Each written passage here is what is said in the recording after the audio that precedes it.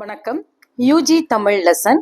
அதுல நம்ம இன்னைக்கு பார்க்க போறது பழந்தமிழருடைய அறிவியல் சிந்தனையில உயிரியல் சிந்தனை எப்படி இருக்கு அப்படிங்கறத தான் பார்க்க போறோம்.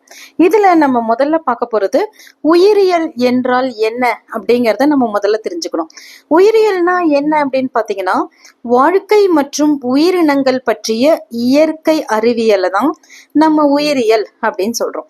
அப்போ இந்த உயிரினங்களுடைய கட்டமைப்பு எப்படி இருக்கு, அவற்றினுடைய தொழில்பாடுகள் என்ன, அவற்றினுடைய வளர்ச்சி என்ன, தோற்றம் என்ன, உயிரியலினுடைய வகைகளை எல்லாம் ஆராய்வதுதான் உயிரியல் அப்படின்னு அழைக்கப்படுது. இதுல நம்ம முதல்ல பார்க்க போறது டார்வினுடைய பரிணாம வளர்ச்சி அப்படின்னா என்ன அப்படிங்கறத பார்க்க போறோம். சார்லஸ் டார்வின் அப்படின்னு ஒரு ஆங்கில உயிரியலாளர் ஒருவர் இருக்காரு. அவர் முன்வச்ச ஒரு உயிரியல் கொள்கை கோட்பாடு என்ன அப்படின்னு பாத்தீங்கன்னா, உயிரினங்கள்லாம் காலப்போக்குல பரிணாம வளர்ச்சி அடைந்து வேறுபட்ட இனங்களாக மாறுகின்றன அப்படிங்கிறது தான் டார்வினுடைய பரிணாம வளர்ச்சி கொள்கை. அவர் என்ன சொல்றாரு அப்படின்னா, ஓரறிவு உயிரிலிருந்து அப்படியே கொஞ்சம் கொஞ்சமாக வளர்ந்து மனிதனானவன் ஆறறிவுக்கு வந்திருக்கணும் அப்படிங்கிறது தான் டார்வினுடைய பரிணாம வளர்ச்சி கொள்கை.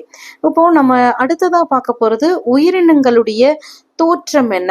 அப்போ டார்வின் எல்லா உயிரினங்களுக்கும் பொதுவா ஒரு முன்னோடி இனத்திலிருந்து தான் இந்த பரிணாம வளர்ச்சி அப்படிங்கிறது வந்திருக்கணும் அப்படின்னு தன்னுடைய வாதத்தை முன்வைக்கிறாரு.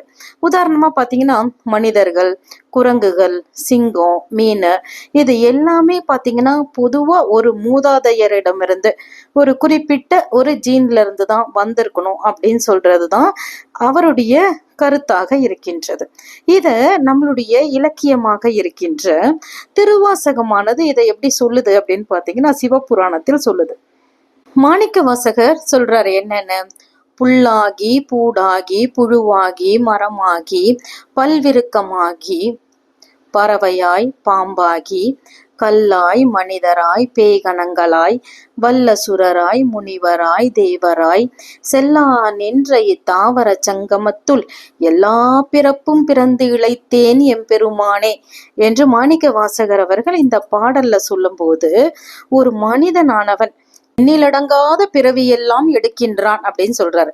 அப்ப அந்த மனுஷன் என்னெல்லாம் பிறவி எடுக்கிறான் அப்படின்னு பாத்தீங்கன்னா, கல்லா, புல்லாக, பூண்டாக, மரமாக, புழுவாக, பாம்பாக, விருக்கமாய், பறவையாய், பேயாய், கணங்களாய், வல்லசுரராய், தேவரா பிறக்கிறான். அப்புறமா மனிதராக, முனிவராக, இந்த மாதிரி பலவிதமான எண்ணிலடங்காத பிறப்புகளை பிறக்கின்றான் என்று மாணிக்க வாசகரும் தன்னுடைய திருவாசகத்தில் குறிப்பிடுகின்றார். அடுத்து நம்ம பார்க்க இருக்கிறது சங்க இலக்கியங்கள்ல என்னென்ன உயிரியல் சிந்தனை இருக்கு அப்படிங்கிறது தான் பார்க்க போறோம். இதுல நம்ம முதல்ல பார்க்க போறது பலராமனுடைய பிறப்பு அப்படிங்கிறது தான்.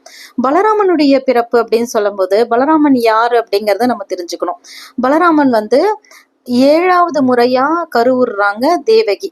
தேவகி யாரு அப்படிங்கறது நமக்கு தெரியும். கம்சன் ஒரு அரக்கன் இருக்கான். அந்த அரக்கனுக்கு ஒரு தங்கச்சி இருக்கா, அவதான் தேவகி. அந்த தேவகிக்கு எந்த குழந்தை பிறக்கிறதோ அந்த குழந்தை கம்சனை கொன்னுடும் அப்படின்னு சொல்லிட்டு தேவகி வசுதேவரை கல்யாணம் பண்ணிக்கும் போதே ஒரு அசிரீரி சொல்லிடுறது. அதனால தேவகிக்கு பிறக்கிற எல்லா குழந்தையும் கம்சன் கொன்னுகிட்டே வராரு.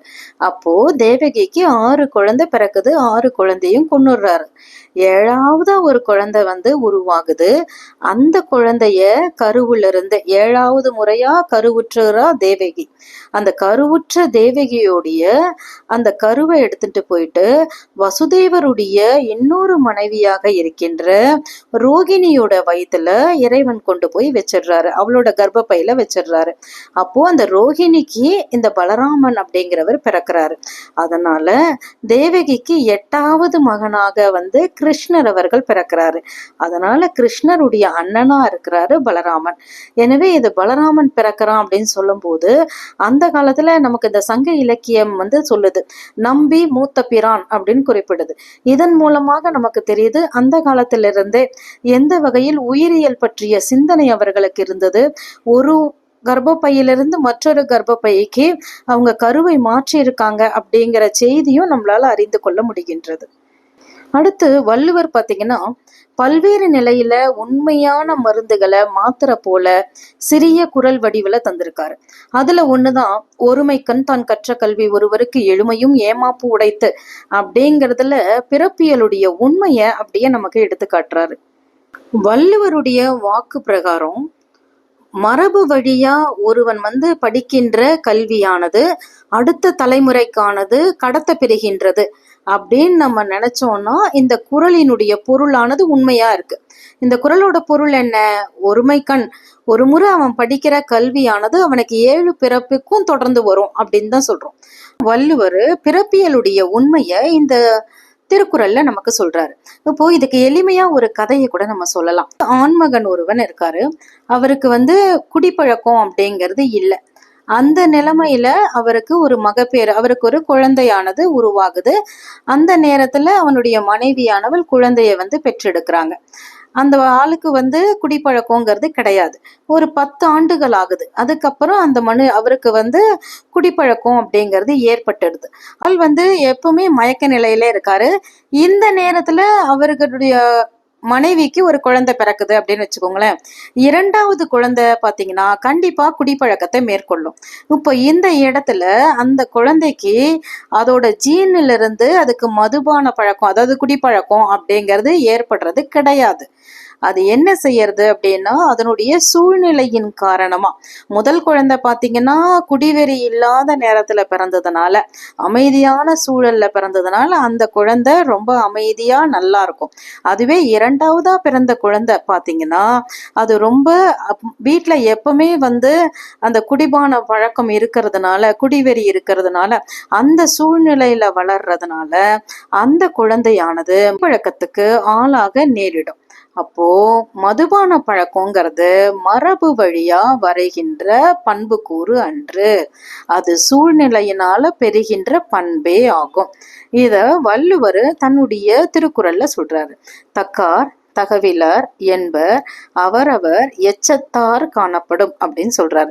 இததான் நம்மளுடைய உலகியல்ல ஒரு பழமொழியும் இருக்கும். தாயை தண்ணீர் துறையில் பார்த்தால் பெண்ணை வீட்டில் பார்க்க வேண்டியதில்லை அப்படின்னு சொல்லுவாங்க. இதனுடைய பொருளும் இதை சார்ந்துதான் அமைந்திருக்கிறது.